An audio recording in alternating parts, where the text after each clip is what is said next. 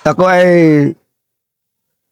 Second Lieutenant Paterno Villa Programes Junior 577124 Philippine Army. Retired. Class Scout Ranger Class 20-75. Anong motor? 20. Hindi ko makalimutan yung first assignment ko sa Taglibi, Hulusulo. So, Hmm. yun yung kwan. Ang kalaban namin noon ay yung mga MNLF under ni Haji Kamlon noon. Yeah. Hinahabol-habol. Yun ang nakalaban namin noon sa kwan sa Taglibi, mga tao ni Kamlon, pero si Kamlon wala dyan, nandoon sa Luok, Hulo-Sulo sa lugar niya sa Luok. 1972. Paano kayo, pwede mo maikwento paano nagsimula yung encounter? Yung engkwentro namin sa Igasan Taglibi Patikol, may impormasyon na ang miss namin na papuntang Hulo-Sulo, mag-marketing, aambusin. Maraming balita sa kampo namin sa Taglibi na maraming armado sa Igasan, nag-abang sa highway. So, hindi kami nakatuloy na nag-marketing. Nag-operate kami ng Alpha Company 2 Platoon under ni Lieutenant Abiharon. So, di pa nakita namin ang kalaban. Andoon pala sila sa bahay sa Mayor Dato Bajil Abidin, Mayor ng Taglibi. Anong Maimpo. So, hindi matagalan. Doon kami sa tabi ng dagat dumadaan.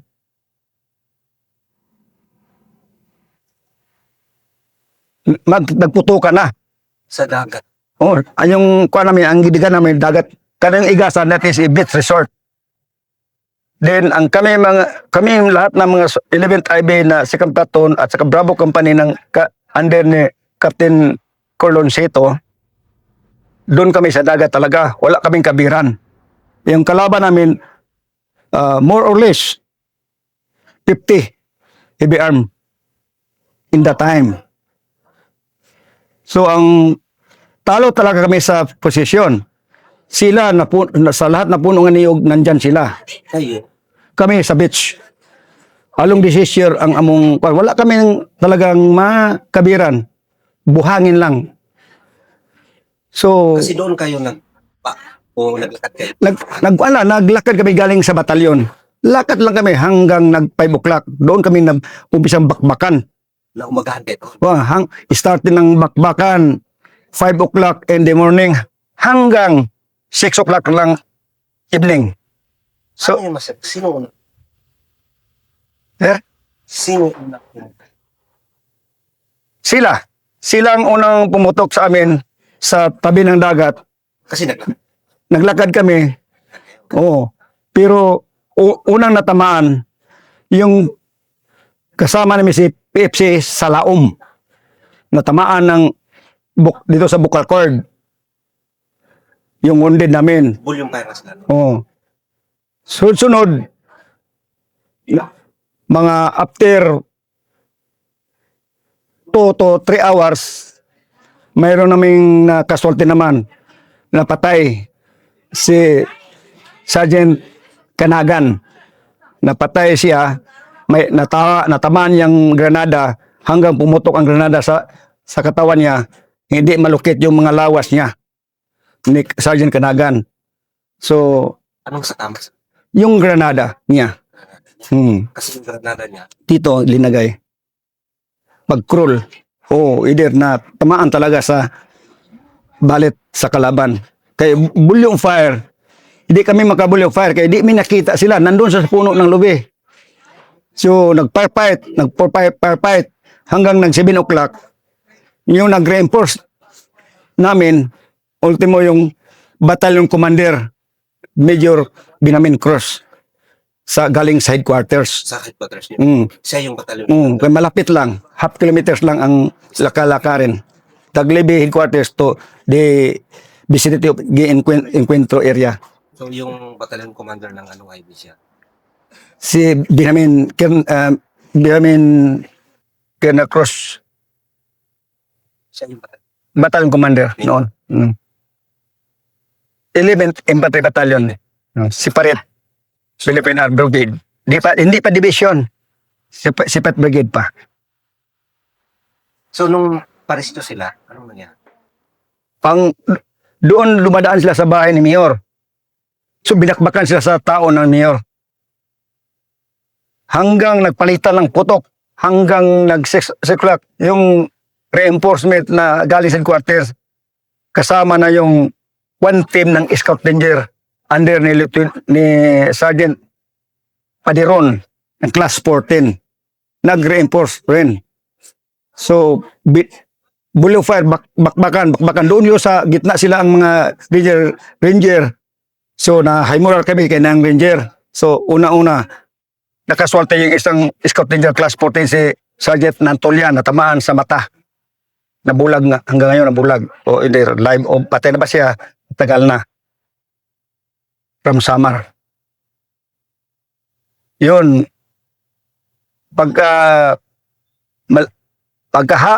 Yung firefight hanggang kwan, diya sa 5 o'clock hanggang hapon. Firefight yan. Walang kwan. Yun din kwan yung ating simba at saka yung tangke, yung bating diwat, yung tangke may 75.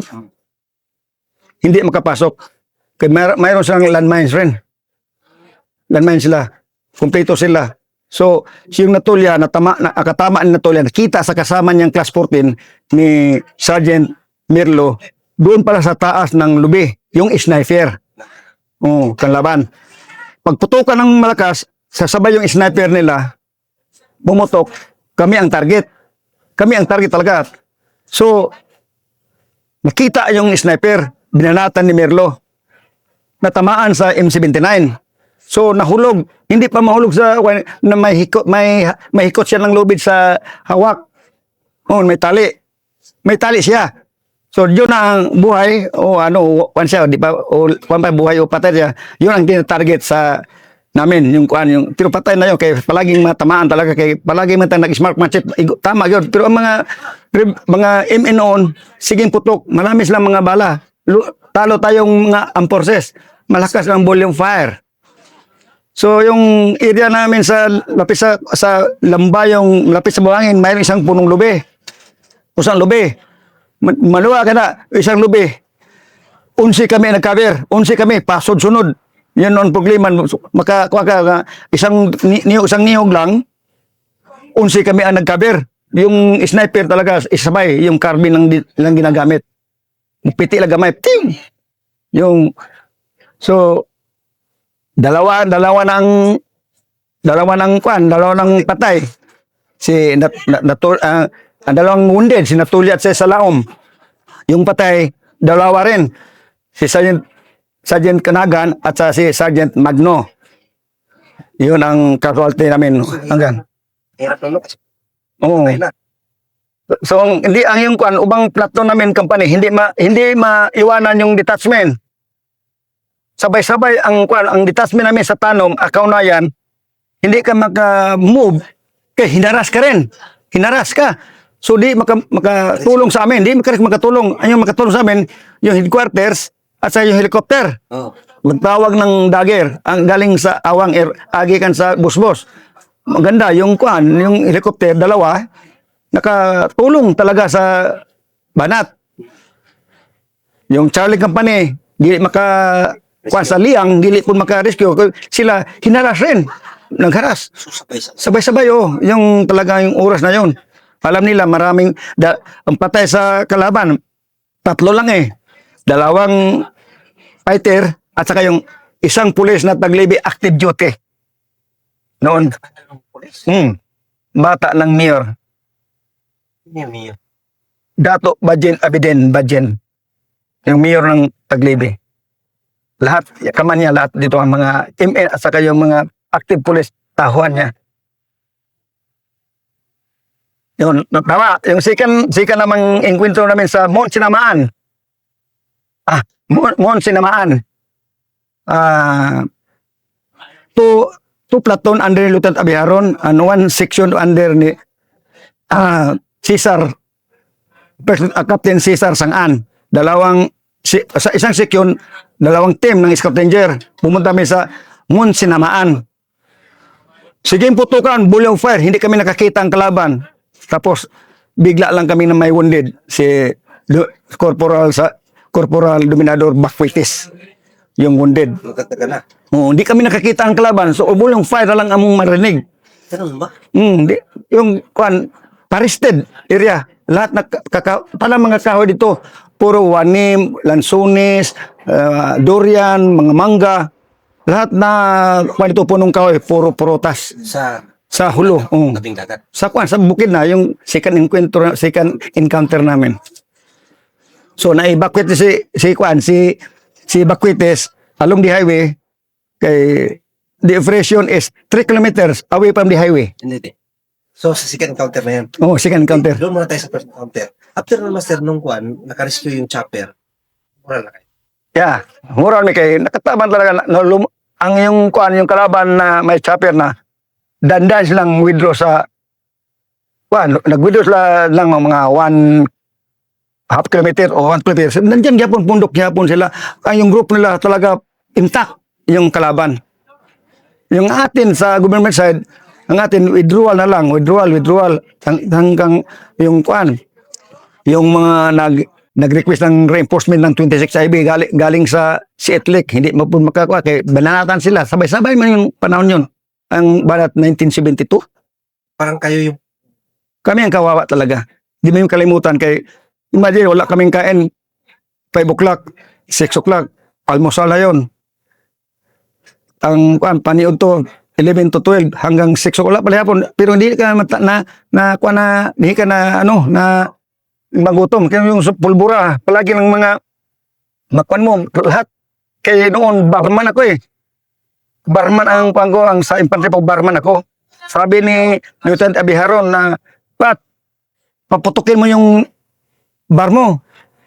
Sir, hindi ko kapaputok, sir. Kaya siging tagis ang sniper, sir. Sa sniper nasa lubi, sir. Nandyan, bitay-bitay, sir. Nagbitay yung na may tali. Yun ang sniper, unang sniper ka nakapatama ni Natolya. Nakuha na yun. So, marang sniper nila talaga. kumusta yung mga wounded?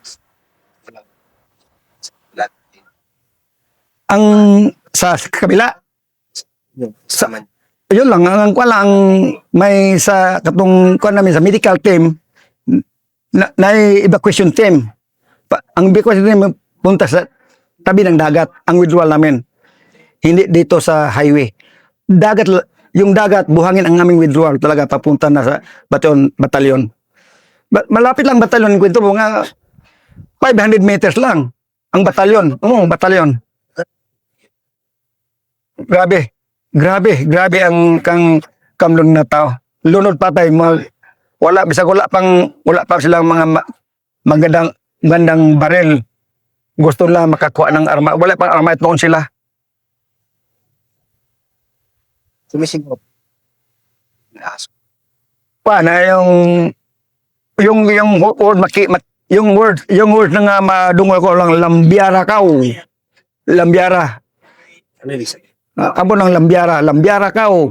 Parang sa Talawan ba na pero sige na kuan ang support sa kabila yung headquarters nagdala ng kuan, sabi ni Battalion Commander nga magkuan ng support ng mga amo. Kay ang putok sabay-sabay na lang. Kung palagi sila magpaputok, tayong target na sila. So sabayan ang putok naman sa atin sa government side. Para Paano nyo na-sustain yung bala nyo? Step na laban. yung maganda yun, yung mga infantry kami ang lumalaban, putok lang kami. Pero yung mga ranger ang transporter nga one team under ni Sergeant Paderon, yung ang fixed target nila. Maraming casualty nila. Pero dinala nila eh. Sa kalaban? Dinala nila. Hindi basta-basta. Hindi, marami sila. Yung 50, yung estimated ko 50. Yung may 50 naman sa likod. Kung matamaan sila, may makuha.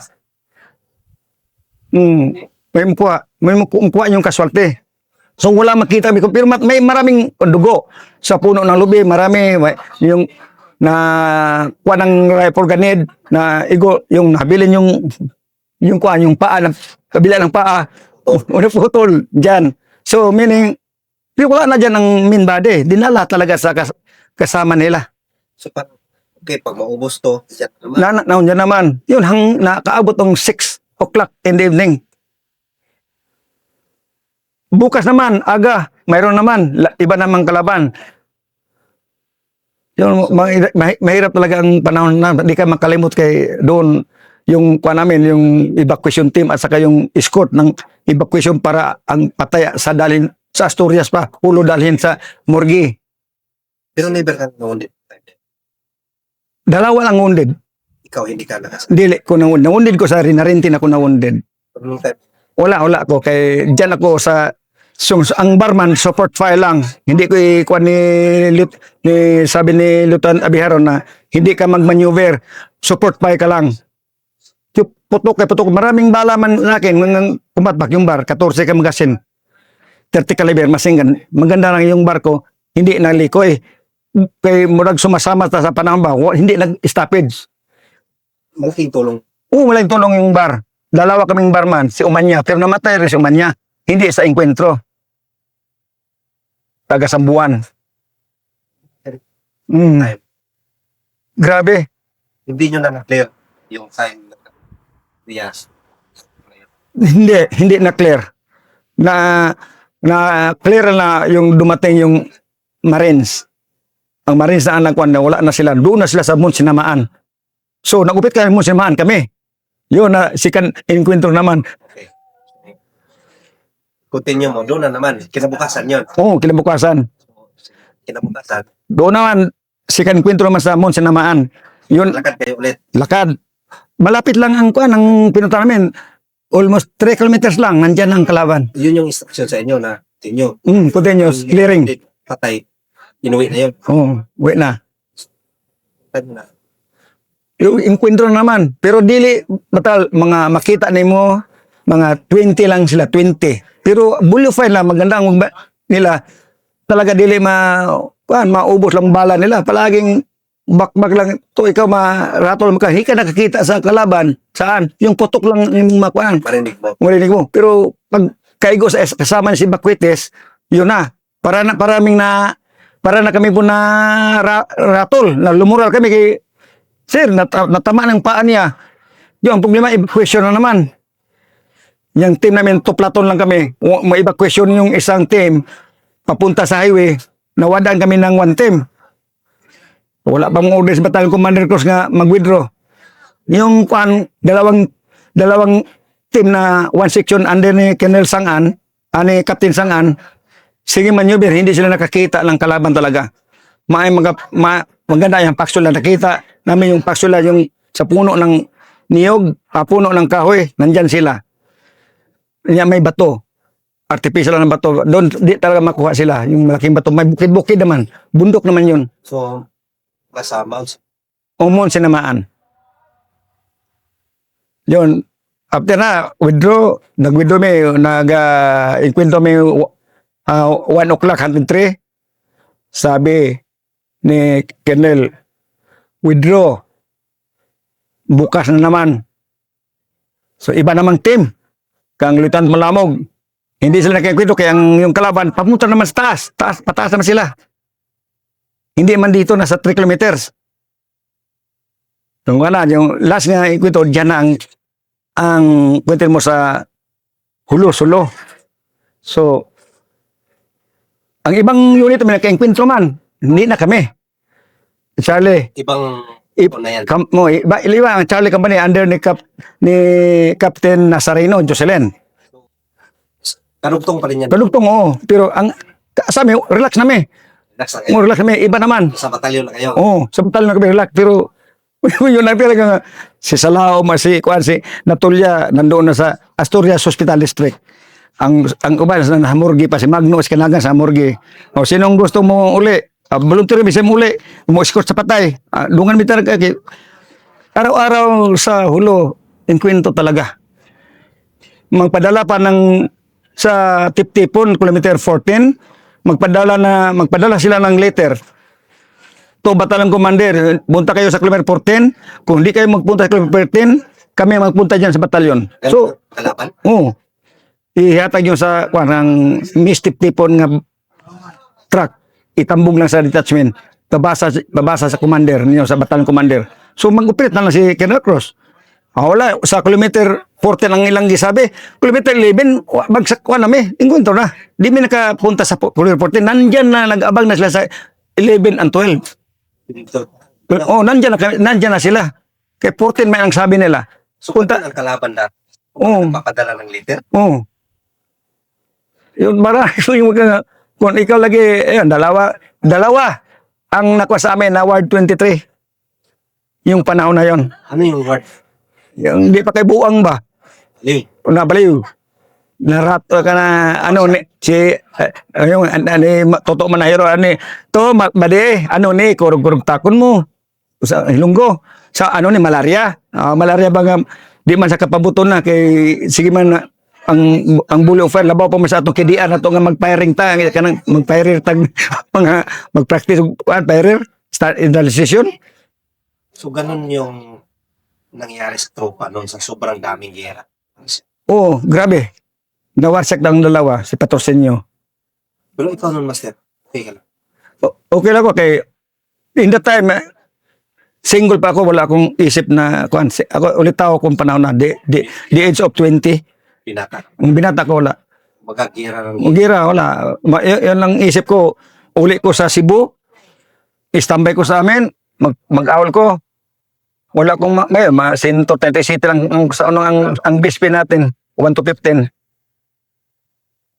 Noong 1970, 71. Yun lang. Pero mahala na. Yung mahala na. Istambay. Yun. Maganda. Nag-abot na 1974 na kay Batalyon Escrito na kami na request si Joel Abat na retraining. Lahat na element IB back to Camp Lapalapo for retraining. Dahil iskilito na kayo. Escrito na. Bakit? Maraming ang casualty, iba-iba. Wounded, patay at saka malaria. Ang casualty namin noon. Maraming malaria, natamaan yung malaria noon. Sa Taglibi. May nawarshot. Nawarshot, wounded, patay at saka yung malaria. So, order ni Battalion Commander at saka General Abat, General Abat na, hindi na sa Arcosiba, retraining. That is the order of the division, nag-division na, di na brigade. Retraining kami. So, 1975, pag 75, may ganong burag, maigugmag ko sa Scout Ranger ba? Kaya makita ko lang sa mga Scout Ranger nga uniform, yung 7 colors. Lahat na ba sa infantry, yung 7 colors nga iba-iba. Ngayon, mag-formation sila po maganda talagang tingnan. Scout Ranger. Oo. Ito, maganda kay pagka 75, pagka December, mayroong schooling ng class 20. Dito ko sa G1. Sa schooling ko, sir. Hindi ako trumpeta. Bats mo, kabas mo yan na. Bats mo, schooling ko, kung sige, kulang pa, na. Lagi, sige, hanggang matapos, hanggang, 1 taton man ang, kinuha. Nagtawag sa lahat na batalyon, 1 team, padala. 2 teams, hanggang nakuha mi na, sakto padala sa Manila, sa C-130. Dito na. Nag-umpisa na ang nag-umpisa ng training. Dito na, maganda yung yung class 20 kay puro kami kuno mga buotan. Kay class 20 puro man Bisaya.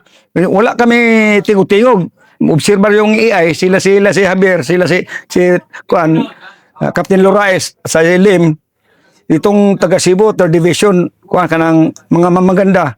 Kasi maganda, hindi man marunong magtagalog. Sila ramang mga taga-Tagalog. Sa bagay, 16 IB for Tagalog, 5th Division, 5th Brigade. Hasta sa 16 IB, puro na sila mga 3rd Battalion. Puro man sila Tagalog. Taga Manila man sila. Kami taga Cebu, wala yun taon.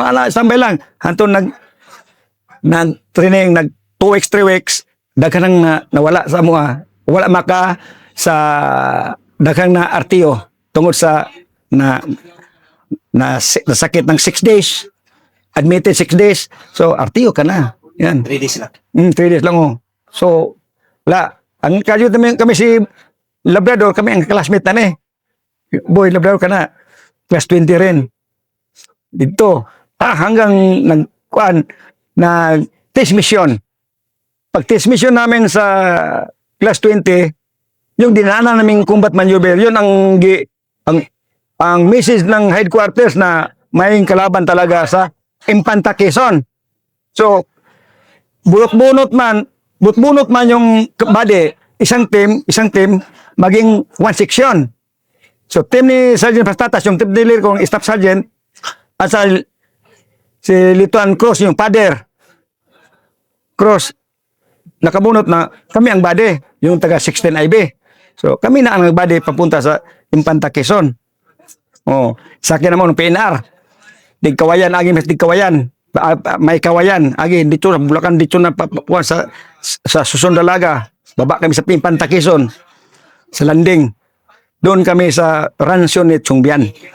Nag-standby samtang nagahuwat mi sa didi, naghintay kami sinong makaunang score para makagraduate.